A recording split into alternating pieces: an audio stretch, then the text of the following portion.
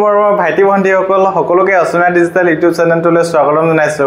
আজি আমি এইটো ভিডিঅ'ত ক্লাছ 10 ম্যাথমেটিক্সৰ ৰিভিজনটো আমি ডিসকাস কৰিম আৰু ৰিভিজনটো ডিসকাস কৰাৰ লগতে আমি ৰিভিজন 1 টো কৰিম। আহা আমি এতিয়া ভিডিঅ'টো আৰম্ভ কৰো। আমাক ৰিভিজনত কি কৈছে? আমাক ৰিভিজনটো কি দিছে? প্ৰথম সমানুপাত তোমালোকে শুনিছা না আগতে? আৰু তোমালোকে আগৰ ক্লাছবিলাকত তোমালোকে সমানুপাতৰ বিষয়ে শিকি আহিছা যে ইতিমধ্যে তোমালোকে ইয়াৰ ওপৰত বিভিন্ন ধৰণৰ মেথছ পাইছা। তথাপিও আমাক পুনৰ ইয়াত কি কৰিছে? ৰিভিজন দিছে, হয় নাই? সমানুপাত কি কৈছে?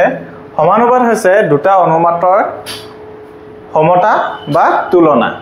যেনে দুটা সমানুপাত মানে কি হৈছে? দুটা অনুপাত যিকিটা মানে কি হ'ব? সমান হ'ব। দুইটা সাথে যেতিয়া দুটা অনুপাত ইয়াত উদাহৰণস্বৰূপে দিয়া আছে a/b a অনুপাত b equal to x অনুপাত y এটা কি হয়? সমানুপাত। যেতিয়া দুটা অনুপাত সমান হ'ব, দুটা অনুপাত কি লিখিম? সমান লিখিম, তেতিয়া কি হৈ যাব? এটো কি হ'ব? আমাৰ সমানুপাত। a অনুপাত b equal to x অনুপাত y মানে কি হয়? এই অনুপাত দুটা কি হয়? সমানুপাত। মানে এই দুইটা অনুপাত কিমান কি হ'ব? সমান হ'ব। যদি আমাক উদাহৰণস্বৰূপে ইয়াত আমাক 2 নম্বৰটো কি কৈছে? ইয়াত উদাহৰণ দিছে 2 কিলোগ্ৰাম চাউলৰ মূল্য কিমান দি আছে? 70 টকা। আৰু 7 কিলোগ্ৰাম চাউলৰ মূল্য কিমান দি আছে? 245 টকা। ইয়াত চাউলৰ পৰিমাণৰ অনুপাত আৰু চাউলৰ মূল্যৰ অনুপাত সমান বুলি কৈছে। ইয়াত চাউলৰ পৰিমাণৰ অনুপাত চাউলৰ কিমান দিছে? আমাৰ 2/7 2 অনুপাত 2:7 মানে কি হয়? 2/7 ডিভাইড ইকুৱেল টু কিমান দি আছে আমাক? 245 70/245 এইকেইটা কি বুলি কৈছে? আমাক সমান বুলি কৈছে। এতিয়া চোৱা ইয়াত 2/7 আছে আৰু এইফালে কিমান আছে? 70/245। এটা তোমালোকে সুধিব পাৰা কেনেদৰে এটো ন সমান হৈ আছে? ইয়াতটো কি হৈছে? দুইটা এনেকৈ যদি আমি চাওঁ তেতিয়া সমান লাগিছে জানো? সমান নাই হোৱা। গতিকে এটো আমি কেনেদৰে সমান হ'ব? যোৱা এক যদি আমি 35 যদি কাটো তেতিয়া কেইবাৰ যাব? ইয়াত দুবাৰ। 35 দুটা পূৰণ কৰিলে কিমান হ'ব? 70। আৰু যেতিয়া 35 7টা পূৰণ কৰিম তেতিয়া কিমান হ'ব? 245। গতিকে এতিয়া কি হ'ল? এটো সমানুপাত হ'লনে? দুইফালে ইকুৱেল আহিছে না? আহিছে। গতিকে এটো কি হৈ গ'ল? এই এটা সমানুপাত। এটাকে 2:7 equal to 7:245 এটো কি হয়? এটা সমানুপাত। আমি এনেদৰে চালে মানে আমি যদি কথাটো নাজানো তেনেদৰে কি হ'ব? আমাৰ মনত আহিব যে এটো কি হৈছে? অশুদ্ধ আছে। কিন্তু আমি যেতিয়া এটো মানে এনেদৰে লিখিলেও কি হ'ব? শুদ্ধ হ'ব। আৰু এনেদৰে যেহেতু এটো কি কৰিছো আমি 70 কেইবাৰ 35 কেইবাৰ কৈছে? দুবাৰ। আৰু 245 কেইবাৰ কৈছে? 7 বাৰ। গতিকে এটো কি হৈ গ'ল? আমাৰ সমানুপাত। বুজি পালানে সমানুপাতটো তোমালোকে? এতিয়া আমি 3 নম্বৰত কি দিছে? 3 নম্বৰ পইণ্টটো যদি a/b equal to c/d তেন্তে a b c d ৰাশি কেইটাক সমানুপাতত থকা বুলি কোৱা হয়। যদি এনেদৰে থাকে বুলি কৈছে, ইয়াত কি কৈছে? a অনুপাত b equal to c অনুপাত d এনেদৰে থাকিলে মানে a b c d ৰাশি কেইটাক কি বুলি কোৱা হয় বুলি কৈছে? সমানুপাতত থকা বুলি কোৱা হয় বুলি কৈছে। ইয়াক চোৱা a অনুপাত b এটো কি হয়? সমানুপাত চিন ইকুৱেল টু c/d এনেদৰে লিখা হয়। ইয়াত a/b ইকুৱেল টু c/d কি লিখা আছে? a/b equal to c/d a divided by কিমান আছে? b আৰু c ডিভাইডেড বাই কিমান আছে? d। এতিয়া চোৱা এটো অৰ্থাৎ কি কৈছে? এটো আমি কি কৰিব পাৰো? এটো বৰ্জপন হৈ আছে। বৰ্জপন কৰিলে কিমান হৈ যাব? a into d equal to b into c অৰ্থাৎ a b c d সমানুপাতত থাকিলে প্ৰান্ত দুটা পূৰণফল মাধ্য দুটা পূৰণফল। মানে কি হয়? যেতিয়া আমাক এনেদৰে 4টা নাম্বাৰ দিয়া থাকিব তাক যদি আমি কি কৰিব লাগে? সমানুপাতত থকা বুলি যে কোৱা হয় তেতিয়া কি কৰিব লাগিব? আমাক এনে 4টা আছে a/b আহিলে না? a equal to c/d আছিলে, c/d দিয়া আছিলে। গতিকে a/b মানে কি হয়? a ডিভাইডেড বাই কি হয়? b এটো আমি এটো লিখিলো। তাৰপিছত কি কৰিলো? বৰ্জপন কৰি দিলো a into d আৰু ইকুৱেল টু কি হৈ গ'ল b ইনটু c অৰ্থাৎ a b c d সমানুপাতত থাকিলে যেহেতু a b c d সমানুপাতত থাকিলে কি বুলি কৈছে প্ৰান্ত দুটা পূৰণফল আৰু মাধ্য দুটা পূৰণফল মানে এইটো সমানুপাতত থাকিব হলে মানে কি কৰিব লাগিব আমি প্ৰান্ত দুটা একেবাৰে হেখৰ a আৰু d আৰু কি কৈছে মধ্য দুটা পূৰণফল আৰু মাজত কি আছে b ইনটু c এইকেইটা কি কৰিব লাগিব আমি পূৰণফল পূৰণ কৰি দিলে মানে কি হৈ যাব আমাৰ অনুপাতটো কি হৈ যাব সমানুপাতত থাকিব বুজি পালানে ইয়ালৈকে আমি এতিয়া নেক্সট টপিকটো ডিসকাস কৰো হা এতিয়া আমাৰ ইয়াত এখন চাৰ্ট দিছে এই চাৰ্টখন কি দিছে প্ৰথম x শ্ৰেণী দিয়া আছে আৰু y টো মূল্যত y টো কি দিয়া আছে শ্ৰেণীটোৰ মূল্য এতিয়া চোৱা x টো কি আছে শ্ৰেণী প্ৰথম কি আছে 1 কিলো 2 কিলো 3 কিলো 6 কিলো এনেদৰে কি হৈ আছে বাঢ়ি গৈ আছে আৰু y মূল্য টকা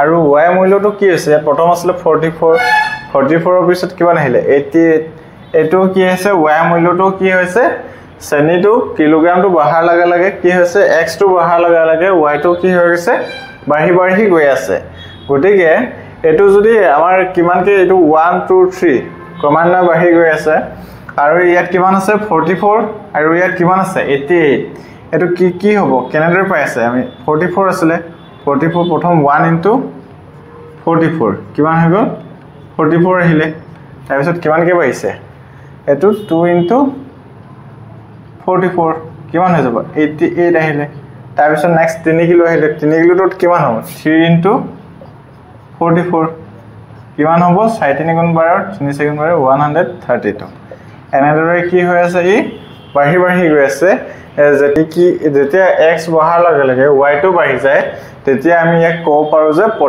প্ৰত্যক্ষ সমানুপাতিক এ লিখা আছে দেখা গ'ল যে শ্ৰেণী পৰিমাণ বঢ়াৰ লগে লগে মূল্য সেই অনুপাতে কি হৈছে অৰ্থাৎ x বাঢ়িলে y ও বাঢ়িছে হয় নাই তেতিয়া আমি কম যে x টো x আছে না x y প্ৰত্যক্ষ সমানুপাতিক নাইবা x y সাপেক্ষে প্ৰত্যক্ষভাৱে বিচৰণ কৰে ইয়াকে বুজোৱা হয় বুজি পাইছানে এটো ইয়াত চোৱা যেতিয়া আমাৰ x টো বাঢ়িব x টো বঢ়াৰ লগে লগে y টো যদি বাঢ়ি যায় তেতিয়া কি বুলি কোৱা হয় আমি ক'ব পাৰো যে x y কি হয় প্ৰত্যক্ষ সমানুপাতিক x y কি হয় প্ৰত্যক্ষ সমানুপাতিক মানে কি হয় x টো বঢ়াৰ লগে লগে কি হ'ব y টো বাঢ়িব বা ইয়াত কি হৈছে ইয়াত কি আৰু তেতিয়া আমি কম যে x বঢ়ালে প্ৰত্যক্ষ সমানুপাতিক নাইবা y সাপেক্ষে প্ৰত্যক্ষ হৈছে ইয়াত আমি x y প্ৰত্যক্ষ সমানুপাতিক বা কি লিখিব পাৰো গৈছে x y সাপেক্ষে প্ৰত্যক্ষভাৱে বিচৰণ কৰে দুইটা একে হয় আমি যেটো সহজ লাগে তোমালোকে যেটো সহজ পোৱা হেটোই লিখিবা এতিয়া চোৱা ৰিভিজন 1 ৰ 1 নম্বৰ কোৱেশ্চনটো কি দিছে তলৰ কোনটো অনুপাত সমানুপাতত হ'ব বুলি কৈছে কোনকিটা অনুপাত কি হৈছে সমানুপাতত হ'ব গৈছে বুলি আমি এতিয়া চেক কৰি চাও প্ৰথমটো কিমান দিছে 12/21 আৰু ইফালে কিমান আছে 32/56 এতিয়া এটো চোৱা এটো কিহে কাটিব পাৰো আমি 3 কেবা যাব ইয়াক 4 বাৰ আৰু 3 কেবা যাব 7 বাৰ আৰু ফলে চোৱা ইয়াত 8 যাব কেবাৰ 4 বাৰ আৰু 8 যাব কেবাৰ ইয়াক 7 বাৰ গতিকে দুইটা সাইডে কিমান আহিছে 4/7 ইকুৱেল টু কিমান হ'ব 4/7 এটো কি হ'ব প্ৰথমটো কি হ'ব আমাৰ সমানুপাতত আছে হ'ব নে নহয় হ'ব আৰু নেক্সট 2 নম্বৰটো কি আছে আমাৰ বি নম্বৰটো 18/30 আৰু ইফালে কিমান আছে 14/21 আমি এক কিহে কাটিব পাৰো 6 কেবাৰ যাব ইয়াক 6 3 গুণ 18 6 কেবাৰ যাব ইয়াক 6 5 গুণ 30 এতিয়া এটো চোৱা এটো কিহে যাব হাতে কেবাৰ যাব হাতে দুবাৰ या हाते किबा যাব 3 বাৰ 7 3 গুণ 21 এটো কিমান আহিছে 3/5 আৰু ইফালে কিমান আহিছে 2/3 দুই নম্বৰটো কি হয় সমানুপাতত নাই হয় নাই এটো নট ইকুৱেল আছে ইকুৱেল টু আহা নাই নট ইকুৱেল টু দুইটা অনুপাত কি নহয় সমান নহয় গতিকে এটো দুই নম্বৰটো সমানুপাতত নাই এটা সি নম্বৰটো কি দিছে চোৱা 22/33 আৰু ইফালে কিমান দি আছে 33/24 আমি দুইটাই কি হে কাটিব পাৰো 11 কাটি দিব 11 কিবা যাব ইয়াক 11 যাব দুবাৰ আৰু 33 কিবা যাব তিনিবাৰ 2 কিমান আহিছে 3 এফালে কিমান হ'ব 3 11 বাৰ আৰু 3 কিবা যাব 8 বাৰ এটো কিমান আহিছে 11/8 এটো কি নহয় অনুপাতটো কি আহা নাই আমাৰ সমানুপাতত আহা নাই গতিকে এটো সমানুপাতত নাই ডি নম্বৰটো কিমান আছে 24/28 আৰু ইফালে কিমান আছে 20/25 এক কিহেৰে যাব ইয়াত 4 যাব 6 বাৰ 4 কেবাৰ যাব 7 বাৰ ইয়াত 4 ইয়াক কিহেৰে যাব 5 যাব ইয়াক 4 বাৰ আৰু 25 কেবাৰ যাব 5 বাৰ গতিকে 6:7 not equal to 4:5 এটো কি হয় দুই নম্বৰটো কি হয় সমানুপাতত নাই এতিয়া আমি দুই নম্বৰ কোৱেশ্চন বিলাক কৰো হা এতিয়া আমি দুই নম্বৰ কোৱেশ্চনটো কৰো হা তলৰ কোনবোৰ সংখ্যা ক্ৰমে সমানুপাতত থাকিব বুলি কৈছে আমাৰ সংখ্যাবিলাক কোনবিলাক সমানুপাতত থাকিব বুলি সুধিছে এন্ডৰে অলপ আগতে আমি এটা কেনেদৰেনো এইবিলাক সংখ্যা সমানুপাতত আনিব পাৰি তাৰ বিষয়ে আমি অলপ আগতে এটা কি কৰিছিল এটা ফৰ্মুলা আমি ডিসকাস কৰিছিল কি আছিল a b c d দিলে মানে কি আছিল আমাৰ হেকৰ কিটা যেকিটা আছিল না একিটা কি হ'ব আমাৰ মাল্টিপ্লাই হ'ব a into d ইকুৱেল কি আছিল যেটো মধ্যমত আছিল মধ্যমত থকা কিটা কি আছিল মাল্টিপ্লাই আছিল না এতিয়া আমি এই ফৰ্মুলাটো ইউজ কৰি মেলি আমি এই ম্যাথছ কিটা কৰিম আহা প্ৰথমটো কি আছে 2 6 6 8 প্ৰথমে কি হ'ব 2 into d টো কিমান আছে 8 ইকুৱেল টু কিমান হ'ব আমাৰ b টো কিমান আছে 6 আৰু c টো কিমান আছে 6 8 দুগুণ কিমান হ'ব 16 আৰু 6 6 গুণ 36 হ'ব নাই এতিয়া এটো কি হ'ব সমানুপাতত আছে নে সমানুপাতত নাই প্ৰথমটো এটো সমানুপাতত নাই হয় নাই এতিয়া আমাৰ দুই নম্বৰটো কিমান দুই নম্বৰটো কৰিছা এতিয়া আমি 10 into কিমান হ'ব 60 ইকুৱেল টু 20 into 30 এটো কিমান হ'ব 600 এটো কিমান হৈ যাব 600 আমাৰ দুই নম্বৰটো কি থাকিব সমানুপাতত থাকিব আমাৰ 3 নম্বৰ কোৱেশ্চনটো কি দিছে 3 নম্বৰ কোৱেশ্চনটো হলে মানে p n q square equal to pq into p square q এতিয়া সো এই দুটা পূৰণ কৰিলে কিমান হ'ব p square এতিয়া p কিমান আছে p আৰু p পূৰণ কৰিলে মানে কিমান হ'ব ওপৰত যেটো ইয়াৰ পাৱাৰ এটা আছে গতিকে কি হৈ যাব এটো পাৱাৰটো p কিউব আৰু এটো কিমান হৈ যাব q square এটো কি হয় 3 নম্বৰটো কি হয় সমানুপাতত নাই এতিয়া সৰি এটো 3 নম্বৰ হিলে এটো কিমান হ'ব আমাৰ 4 নম্বৰ 4 নম্বৰটো কৰো এতিয়া 6 into কিমান হ'ব 30 equal to 20 into কিমান হ'ব 40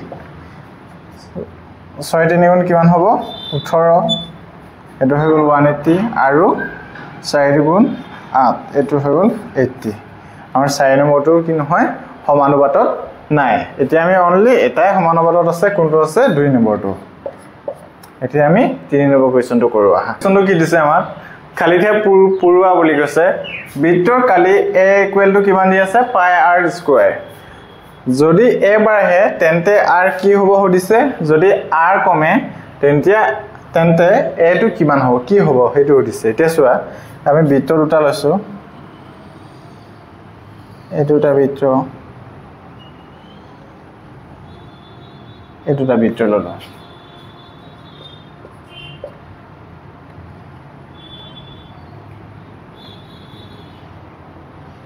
yes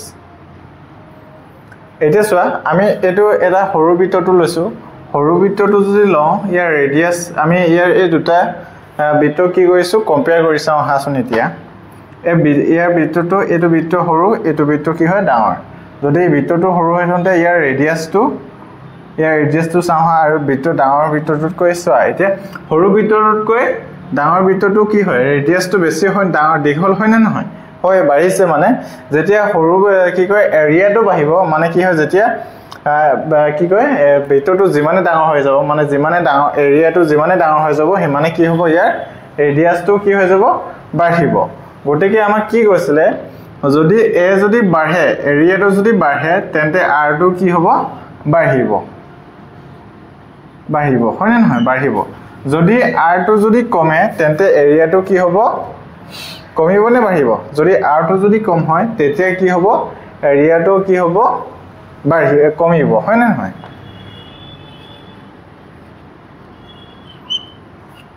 বুজি পালানে এতিয়া 2 নম্বৰ কোৱেশ্চনটো কি দিছে এখন গাড়ী ভ্ৰমণৰ সময় t আৰু দূৰত্ব d সম্বন্ধটো তলৰ তালিকাত দিয়া হ'ল গৈছে এখন গাড়ী ভ্ৰমণৰ সময় আৰু দূৰত্বটো এই তালিকাখনত দিয়া আছে প্ৰথম t টো দিছে আৰু d টো এতিয়া চোৱা t আৰু d 1 2 3 4 5 6 এনেদৰে কি হৈছে t টো ক্ৰমান্বয়ে বাঢ়ি গৈ আছে d টো চোৱা এতিয়া d টো কি হৈছে 4 8 12 এনেদৰে এইটো কি হয় ক্ৰমান্বয়ে বাঢ়ি গৈ আছে গতিকে আমাক এই চাৰ্টখনৰ পৰা খালি ঠাইবিলাক কি কৰিব দিছে পূৰ কৰিব দিছে আমি অলপ আগতে এনে ধৰণৰ চাৰ্ট এখনৰ বিষয়ে ডিসকাস কৰি আছিলো যেতিয়া আমাৰ x y পঢ়িছিল হয় না তাত কিন্তু t আৰু d আছে যেতিয়া x 1 কি কয় t টো যদি ইয়াত যদি t টো যদি বাঢ়িব যদি t টো বঢ়াৰ লগে লগে d টো যদি বাঢ়ে তেতিয়া আমি তাক কি বুলি কম প্ৰত্যক্ষভাৱে কি হৈছে ই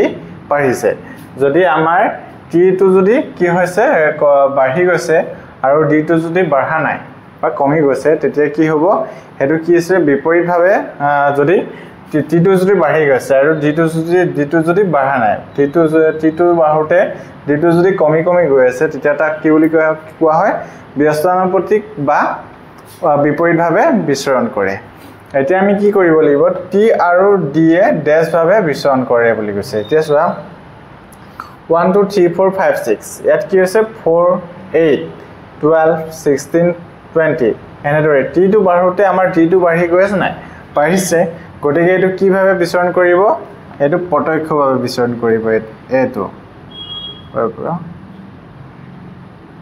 প্ৰত্যক্ষভাৱে কি কৰিব বিচৰণ কৰিব এতিয়া আমাক কেটান ব্ল্যাঙ্ক দিছে এটো 6 যেহেতু আমাৰ 1 2 3 4 10 ৰে বাঢ়ি গৈছে এটো কি হৈ যাব 6 ৰ পিছত 7 7 ৰ পিছত কি হৈ 8 9 আৰু কিমান হৈ যাব এটো 10 এতিয়া চোৱা 4 8 12 16 20 কিমান কে বাঢ়ি গৈ আছে এটো 4 কে বাঢ়ি গৈ আছে হয় নাই 4 কোন 4 যদি পূৰণ কৰো 4 লগত যদি 1 পূৰণ কৰো 4 আহিলে 4 লগত যদি 2 মাল্টিপ্লাই কৰো কিমান আহিব 2 4 গুণ 4 4 গুণ 8 4 3 গুণ 12 4 4 গুণ 16 4 5 গুণ 20 6 4 গুণ কিমান হৈ যাব 24 এটো কিমান হৈ যাব 24 হৈ যাব আৰু তাৰ পিছত 4 8 গুণ কিমান হৈ যাব 32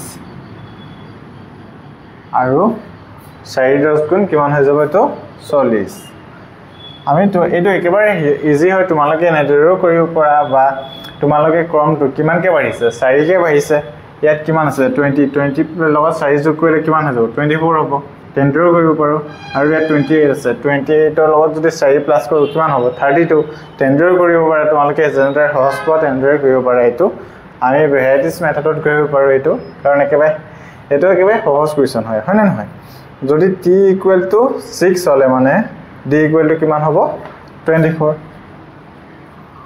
আৰু d = কিমান আছে এটো 28 যদি d = যদি 28 হয় আমাৰ t = কিমান হ'ব 7 আৰু d = 36 হলে মানে আমাৰ t = কিমান হ'ব বুলি কৈছে t = কিমান হ'ব 9 বুজি পালানে সকলোৱে এতিয়া আমি নেক্সট কোৱেশ্চনটো কৰো আহা 4 নম্বৰ কোৱেশ্চনটো কি দিছে আমাক যদি p proportional q আৰু p = 6 হলে q = কিমান আছে 30 এতিয়া p = 2 দিয়া আছে তেন্তে q ৰ মান কিমান হৈ দিছে আমাৰ p proportional q মানে কি হয় যদি p টো যদি বাঢ়ে তেতিয়া q টো কি হ'ব বাঢ়িব গতিকে p = কিমান দিয়া আছে 6 আৰু q = কিমান দিয়া আছে 30 এতিয়া আমাক p ভ্যালুটো কিমান দিয়া 2 দিয়া আছে তেতিয়া যদি p ভ্যালুটো যদি 2 হয় তেতিয়া q মানটো কিমান হ'ব বুলি কৈছে যদি আমি 6 ক 3 ডিভাইড কৰো তেতিয়া আমি p ভ্যালুটো কিমান পাম আমি 2 পাম তেতিয়া আমি কি হ'ব যদি p যদি 2 হয় তেতিয়া আমি কি কৰিম যদি 3 যদি ডিভাইড কৰো যদি আমি q টোক যদি 3 ডিভাইড কৰি দিও তেতিয়া কিমান হ'ব 10 গতিকে q ভ্যালুটো কিমান হৈ যাব q = 10 বুজি পালানে এতিয়া মাছনো কোৱেশ্চনটো কি দিছে তলৰ তালিকাখনৰ খালি ঠাইত y মান উলিয়াব কৈছে আমাক এই তালিকাখনৰ পৰা কি মান ল'ব কৈছে y মান ল'ব কৈছে আমাৰ এটো ব্ল্যাঙ্ক x ৰ মান কিটা দিয়া আছে 1 2 3 4 8 আৰু y মান কিটা কিমান দিয়া আছে 32 16 8 আৰু a 4 নম্বৰ ঘৰটো কি হয় এই ব্ল্যাঙ্কটো আমি কি কৰিব লাগে উলাব লাগে এতিয়া চোৱা যেতিয়া আমি 1 ৰ লগত 2 মাল্টিপ্লাই কৰিম তেতিয়া কিমান হ'ব 2 আৰু 32 ক যদি আমি 2 এ যদি ডিভাইড কৰি দিও তেতিয়া কিমান আহিব আমাৰ 16 আৰু 1 ৰ লগত যদি 4 মাল্টিপ্লাই কৰো কিমান হ'ব 4 আৰু 32 ক যদি আমি 4 এ ডিভাইড কৰি দিও কিমান হ'ব 8 এতিয়া চোৱা 1 ৰ লগত যদি আমি 8 মাল্টিপ্লাই কৰো কিমান হ'ব 8 আৰু 32 ক যদি আমি কে এ ডিভাইড কৰি দিও 8 এ ডিভাইড কৰিলে মানে কিমান হ'ব 4 8 গুণ 32 হয় না গতিকে এটো আমাৰ y মানটো কিমান হৈ যাব 4 হ'ব আশা কৰো সকলোৱে ইমানলৈকে বুজি পালা আজি ভিডিওটো ইমানতে সামৰণি মাৰিছো আমি অন্য এটা ভিডিওত সকলোকে লগ পাম বুলি আশা ৰাখিলো